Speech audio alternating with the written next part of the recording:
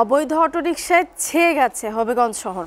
ছোট্ট এই শহরে বিপুল সংখ্যক অটোরিকশার কারণে যানজট ও সড়ক দুর্ঘটনা বেড়েছে, যাত্রীদের ভোগান্তি সীমাহীন। দর্শক, এ বিষয়ে বিস্তারিত জানাতে হবিগঞ্জ থেকে সরাসরি যুক্ত হচ্ছেন সহকর্মী মোহাম্মদ আব্দুর রউফ। রউফ, অটোরিকশা বন্ধে প্রশাসন কি ধরনের উদ্যোগ নিচ্ছে আর কি বলছেন এলাকাবাসী?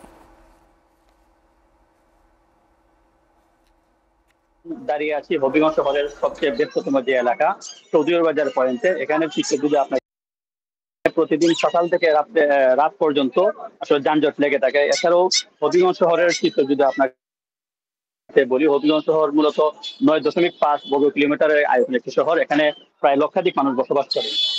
এছাড়াও হবিগঞ্জের যে বিভিন্ন উপজেলাগুলো আছে, উপজেলা থেকে প্রতিদিন হাজার হাজার মানুষ এখানে আসেন তাদের নিত্য প্রয়োজনীয় কাজ।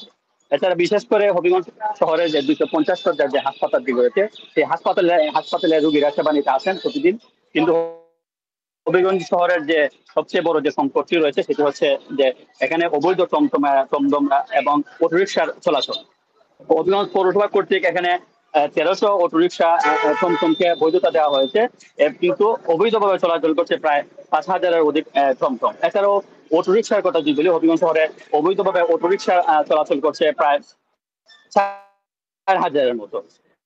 বিশেষ করে হবিগঞ্জ শহরের যে মেইন সড়কটি রয়েছে সেটি মূলত 3.5 কিলোমিটারের সড়ক। এখানে প্রায় 5000-এর অধিক টমটম এখানে চলাচল করছে। তো এই বিষয়ে আমি হবিগঞ্জ পৌর কর্তৃপক্ষের সাথে এবং ট্রাফিক বিভাগের সাথে কথা বলছি। তারা যেমনটি বলছেন যে তারা অবৈধ টমটমের বিষয়ে তারা অভিযান পরিচালনা করছেন এবং ট্রাফিক বিভাগ তারা চেষ্টা করছেন যে যানজট নিরসনের জন্য।